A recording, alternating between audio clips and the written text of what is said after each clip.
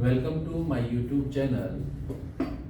आज हम आप लोगों के लिए क्रिमिनल प्रोसीजर कोड 1973 में ट्रायल से संबंधित जो प्रश्न पूछे जाते हैं, जिसमें ट्रायल्स का क्लासिफिकेशन डिफरेंट तरीके से अलग अलग, जो सेशन ट्रायल, जो दूसरा ट्रायल मजिस्ट्रेट ट्रायल, और मजिस्ट्रेट ट्रायल का भी डिविजन्स एक समन केसेज और वारंट केसेज में, और एक समरी ट्रायल्स के बारे में जो आपको अलग अलग प्रावधानों की व्याख्या की गई है, उसके बारे में मैं आपको बताता हूँ। ट्रायल शब्द की कहीं भी यदि आप सीआरपीसी में देखेंगे तो ट्रायल वर्ड की कहीं डेफिनेशन नहीं दी गई है। जब किसी वर्ड की डायरेक्ट डेफिनेशंस नहीं दी जाती तो उसमें उसका सामान्य अर्थों में अर्थ देखना होगा कि ट्रायल मीन्स क्या है।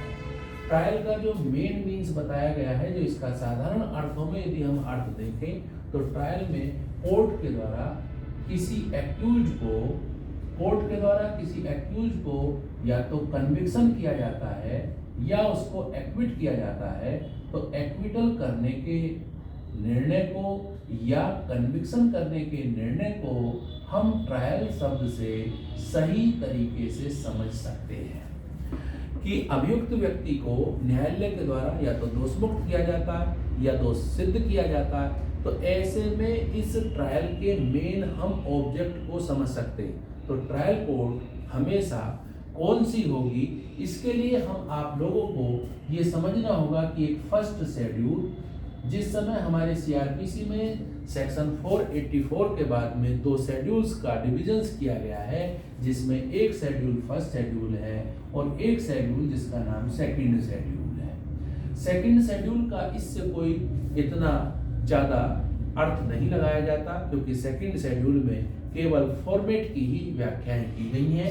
फर्स्ट शेड्यूल में 6 तरीके के कॉलम्स बताए गए हैं और प्रत्येक अपराध के बारे में कि किस अपराध को बेलेबल बताया जाता है, किस अपराध को नॉन बेलेबल बताया जाता है, किस अपराध को कॉग्निजेबल बताया जाता है, किस अपराध को नॉन कॉग्निजेबल बताया जाता है, और उस अपराध की क्या दंड की व्यवस्था है और किस न्यायालय के द्वारा विचारणीय होगा। इसके लिए कॉलम नंबर जो 6 लास्ट का कॉलम है, उसमें यह बताया गया है कि विच ट्राइबल कोर्ट, किस न्यायालय के द्वारा इस मामले का विचारण किया जाएगा। समाज में परिस्थितियां अलग अलग हैं, प्रत्येक मामले के अपराध के लिए अलग अलग दंड की व्यवस्थाएं की गई हैं। ये केवल जो हमारे क्रिमिनल प्रोसीजर कोड में जो हमारी ट्रायल कोर्ट हैं, जो हमारे ट्रायल कोर्ट्स में कोर्ट बड़ी भी हैं और कोर्ट कुछ छोटी भी हैं। यहाँ पर बड़ी कोर्ट और छोटी कोर्ट का जो मीनिंग है, दंड की मात्रा के आधार पर जिसको ज़्यादा पावर दी गई है उस कोर्ट को हम बड़ी कोर्ट कह सकते हैं, और जिसको पनिशमेंट की पावर कम दी गई है उसको हम छोटी कोर्ट कह सकते हैं। बड़ी कोर्ट और छोटी कोर्ट का जो डिवीजन है, यदि आप देखें तो आपको समझ में आएगा। डिस्ट्रिक्ट कोर्ट में, एडिशनल कोर्ट में सबसे बड़ी कोर्ट जिसको कोर्ट ऑफ सेशन कोर्ट कहते हैं, और कोर्ट ऑफ सेशन की जो पावर है वो एनी इम्पावर्ड बाय लॉ, विधि द्वारा सशक्त कोई भी दंडादेश देने की इनके पास शक्तियां हैं। कोर्ट ऑफ सेशन में एडिशनल कोर्ट ऑफ सेशन को भी सेम वही पावर दी गई है। इसके बाद यदि आप देखें तो सीजेएम की कोर्ट होती है और इक्विवेलेंट टू एसीजेएम की कोर्ट होती है, और सीजेएम और एसीजेएम की कोर्ट 7 वर्ष तक के पनिशमेंट को और अनलिमिटेड फाइन की इनके पास पावर है।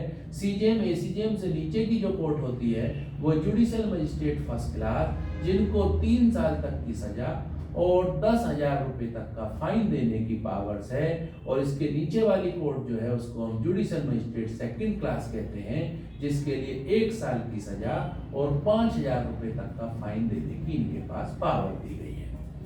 वास्तव में यदि आप देखें तो ये छोटी कोर्ट या बड़ी कोर्ट का डिवीजन इसी तरीके से हमारे एडिशनल कोर्ट में, जो हमारे लोअर कोर्ट में ये डिवीजन किया गया है।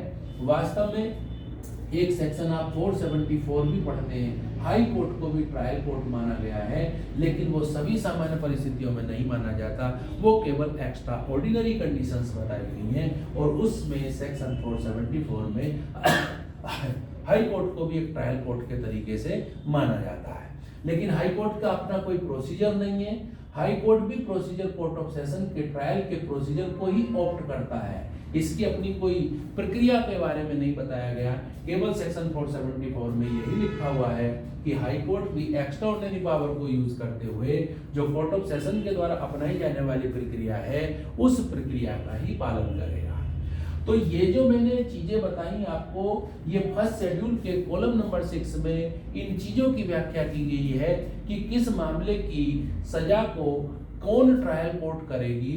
तो यहाँ पर यदि आपका मामला 7 वर्ष से ऊपर के दंडादेश की स्थिति है तो कोर्ट ऑफ सेशन ट्रायल करेगी। 7 वर्ष 3 साल से 7 साल तक की कोर्ट के लिए है तो हमारे जुडिशियल मजिस्ट्रेट फर्स्ट क्लास करेंगे, और 1 साल तक के मामले को जुडिशियल मजिस्ट्रेट सेकंड क्लास किस तरीके से मामले का डिवीजन करेंगे, ये कॉलम नंबर 6 बताता है। अब आपको यहाँ पर यह समझना होगा कि हम अध्ययन के दृष्टिकोण से भी जो ट्रायल की मैंने आपको ऑब्जेक्ट बताया कि कोर्ट के द्वारा किसी एक्यूज पर्सन को एक्विट कर देना या उसका कन्विक्शन कर देना ही ट्रायल कोर्ट का मेन ऑब्जेक्ट होता है। ये अध्ययन के दृष्टिकोण से दंड की मात्रा के आधार पर ट्रायल्स का डिवीजन भी हम 4 पार्टों में कर सकते हैं। नंबर 1 पहला तरीका जो कि सीआरपीसी में जिसको हम सेशन ट्रायल के नाम से जानते हैं वो कोर्ट ऑफ सेशन ट्रायल है, और सेक्शन नंबर 225 से लेकर 237 के बीच में इसके सेक्शंस की व्याख्या की गई है।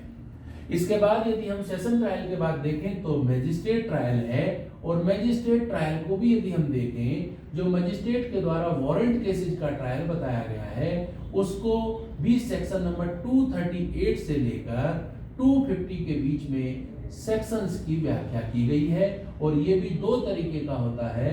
एक पुलिस रिपोर्ट पर संस्थित मामले by the police report institution issue, और दूसरा तरीका जो कंप्लेंट केसेस के आधार पर किस तरीके से हम मामले का विचारण मजिस्ट्रेट के द्वारा किया जाएगा। पुलिस रिपोर्ट पर संस्थित मामलों की प्रक्रियाओं की जो व्याख्या की गई है यदि आप देखें तो सेक्शन नंबर 238 से लेकर सेक्शन नंबर 243 के बीच में, और जो बाई कंप्लेंट केसेस के ट्रायल की प्रक्रिया दी गई है वो सेक्शन 244 से लेकर 250 के बीच में दी गई है। तीसरा ट्रायल यदि आप देखेंगे तो ये भी मजिस्ट्रेट ट्रायल है, लेकिन इस मजिस्ट्रेट ट्रायल में इसको हम सम्मन केसेस के नाम से जानते हैं, और सम्मन केसेस की आपने डेफिनेशन भी पढ़ी है। सेक्शन नंबर 2W और 2X में सम्मन केसेस और वारंट केसेस को डिफाइन किया है, और सम्मन केसेस की डेफिनेशन लिखी हुई है कि विच केस जो वारंट केसेज नहीं है, जिनको हम वारंट केस नहीं कह सकते उनको बचे हुए सम्मन केसेज कहेंगे, और वारंट केसेज का मीनिंग होता है कि जिन मामलों में 2 वर्ष से ज्यादा की सजा दी जाती है ऐसे मामलों को हम वारंट केसेज के नाम से जानते हैं।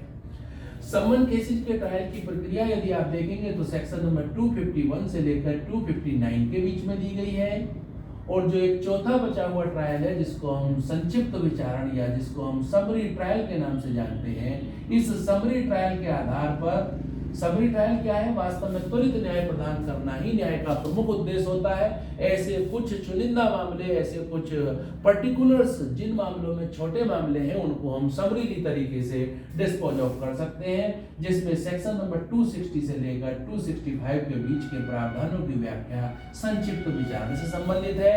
लेकिन ये संक्षिप्त विचारण की प्रक्रिया नहीं है, प्रक्रिया यही सम्मन केसेज के मामलों के विचारण की प्रक्रिया को ऑप्ट करेगा।